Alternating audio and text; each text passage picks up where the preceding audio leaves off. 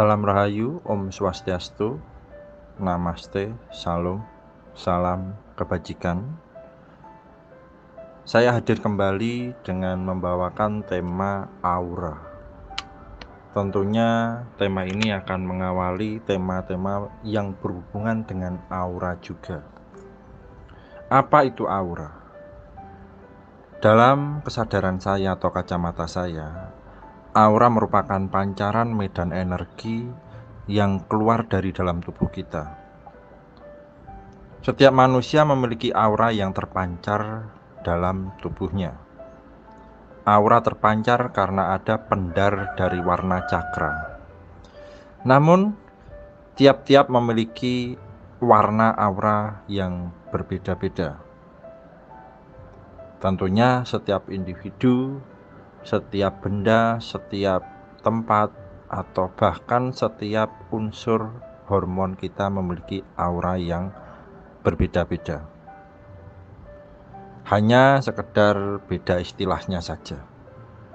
Buka aura menurut saya, dalam pandangan spiritual saya, itu bisa dan mampu dilakukan dengan cara sadar nafas atau duduk hening, yaitu mengimajinasikan cahaya itu berwarna putih dan masuk melalui ubun-ubun, membenahi semua jalur cakra kita dan semua pusat dari hormon kita atau cakra kita sendiri.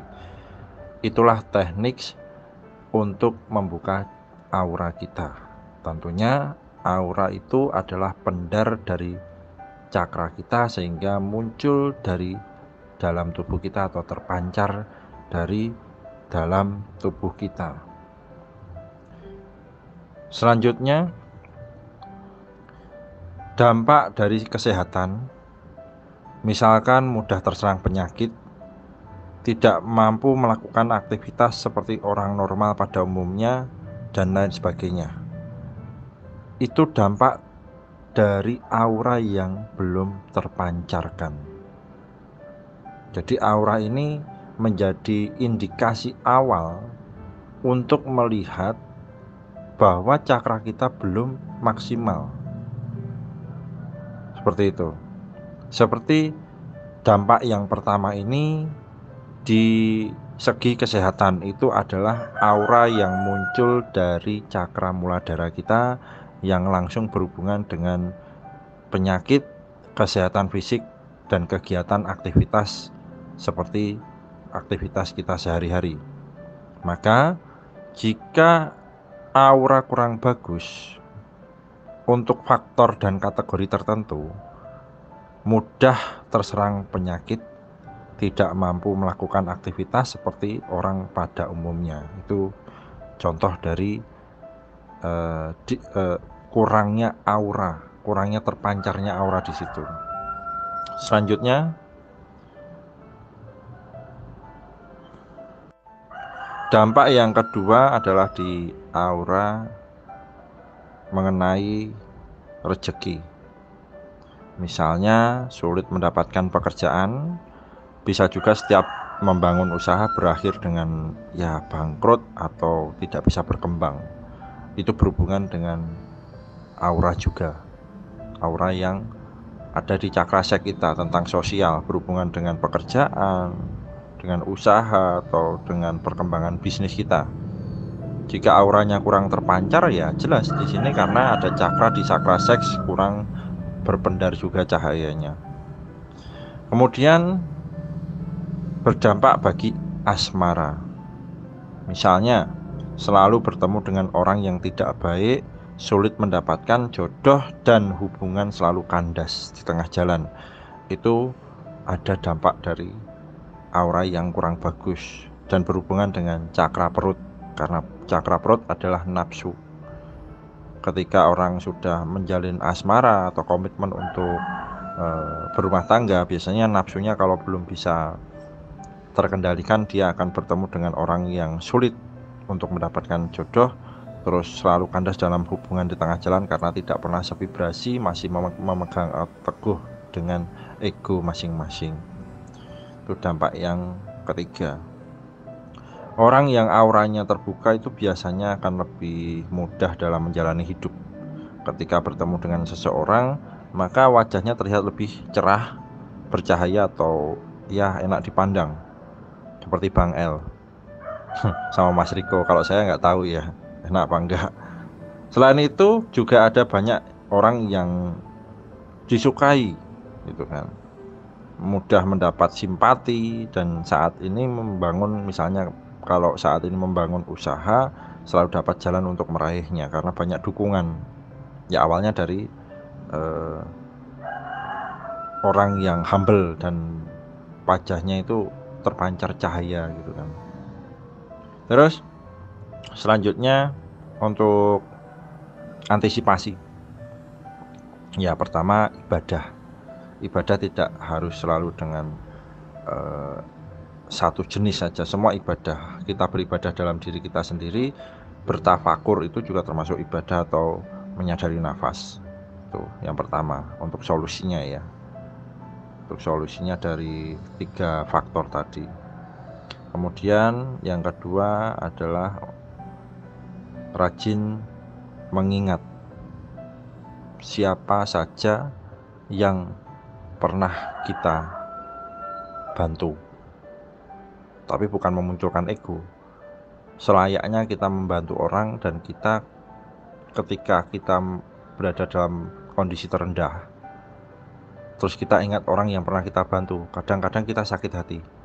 Nah, latihan di situ, bahwa kita mampu dulunya pernah membantu orang. Sekarang roda berputar, kita berada di bawah, maka ingat-ingat orang itu, kita bahkan mampu lebih daripada mereka.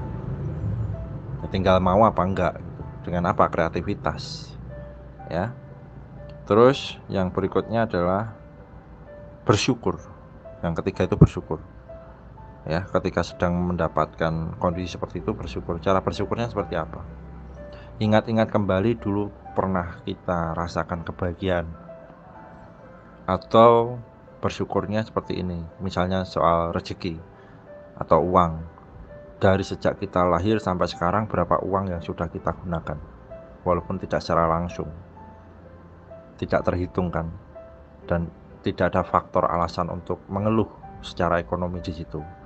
Karena makhluk manusia itu sudah difasilitasi oleh semesta dengan jenis makhluk yang selalu beruntung, penuh dengan keberuntungan.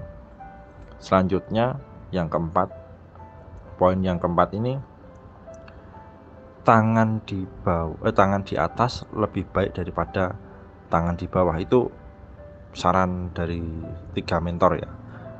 Ketika kita memberi, maka janganlah menjadi sebab kesakitan, tapi jadilah sebab kebahagiaan. Memberi itu relatif, cuman jangan menjadi sebab kesakitan orang, merugikan, tapi jadilah orang yang bijaksana, memberi tanpa menyakiti, tanpa mengekang, tanpa memanfaatkan, seperti itu. Nah ini masuk juga dalam konsep bersedekah. Sedekah itu banyak hal, dari omongan, tingkah laku, perbuatan, wejangan, ide. Wah banyak banget. Pokoknya yang kita berikan itu termasuk dari konsep sedekah, tidak harus uang.